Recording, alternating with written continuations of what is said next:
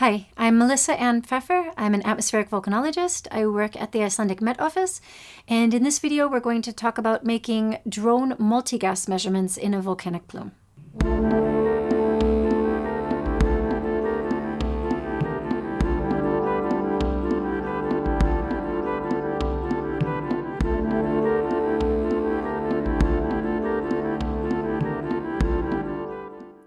What I'm going to show you now is how to use the Ratio Calc software in order to process the multigas data that we collected by drone.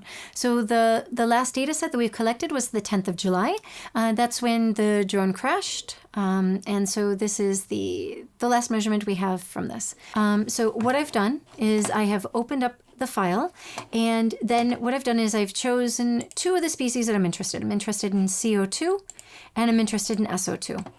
And what we can see here is that CO2 is the white line, and it's using this axis, so it's going up and over 3000 ppm.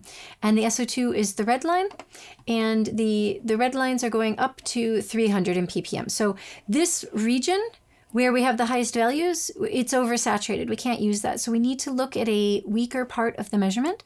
So these arrows move you over to, so what you see in the left screen is the entire time series of the measurement, and what you see in the right screen is just what's contained within these two vertical lines.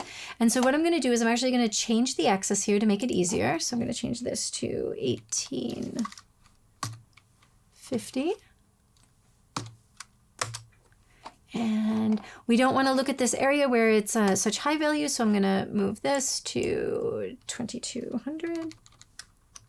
Okay, so now we've got the region higher up. The reason that it's in blue is because this is a region where I've already calculated a good ratio. So what we do is once we found an area where it looks like the CO2 and the SO2 are fitting together quite well, we can see in this region. And what do you see in this timestamp? You want the timestamp here. So we're going from 1851.45 to 1854.09. You want to make this as long as you can while still having a good relationship between the two gases that you're comparing. So then I look over here in this section and I look at, here's the ratio and here's the R squared. We want the R squared to be as high as possible while the time is as long as possible. So oftentimes if you just take a very, very short time window, you can get a very high R squared valued, but this isn't necessarily representative of what's actually taking place in the plume. So it's a balance between the two.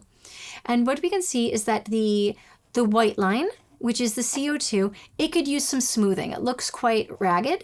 So let's see what happens as we apply a filter to it. So you see how this line is becoming smoother as we apply the filter.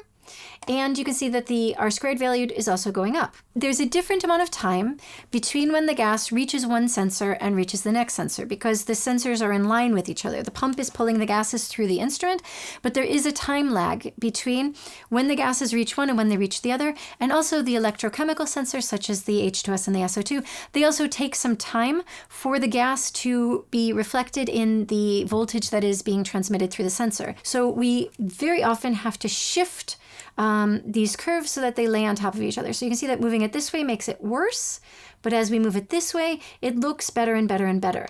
And as it looks better, the R squared valued is going up. So what we're seeing here is we've got a maximum here when we shift it 3. So then we go over to this and we see if we need to apply a filter and what happens if we do, and the R squared valued is going up. And now we can see that this looks great. This looks very nice. It has a CO2 to SO2 ratio of 2.4. Is it 2? Yep, 2.4. And we have a very high R squared value.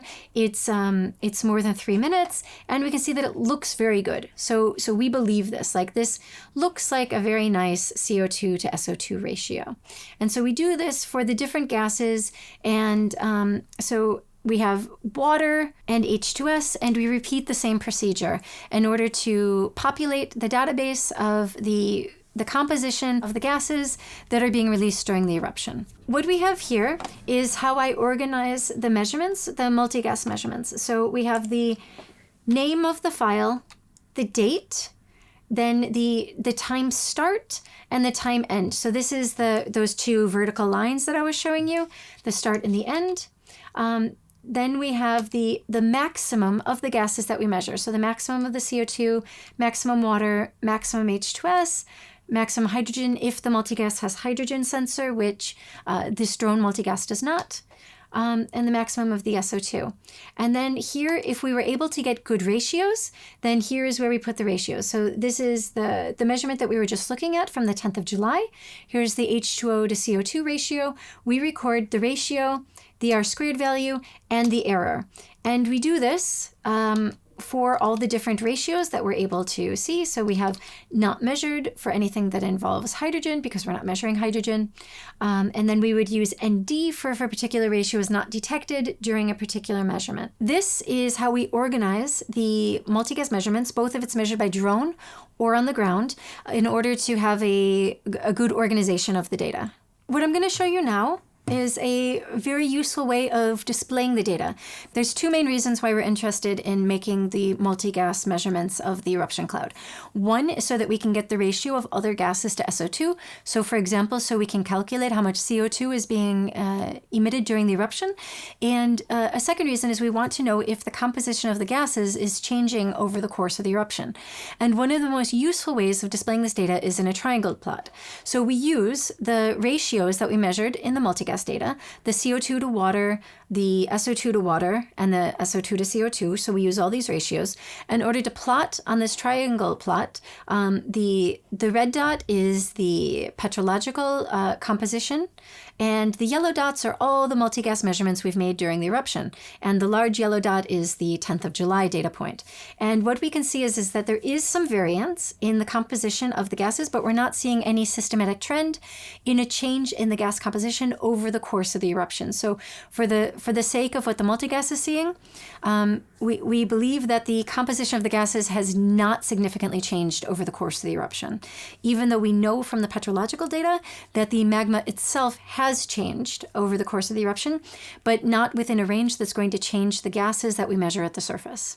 In summary, what we've gone over is how to make multigas measurements by drone, the heartache when you lose a drone, how to process the multigas measurements, and how to plot them in a way that's beneficial for understanding if the eruption has changed over time. If you're interested in learning more about multigas measurements, I recommend you check out the following sources.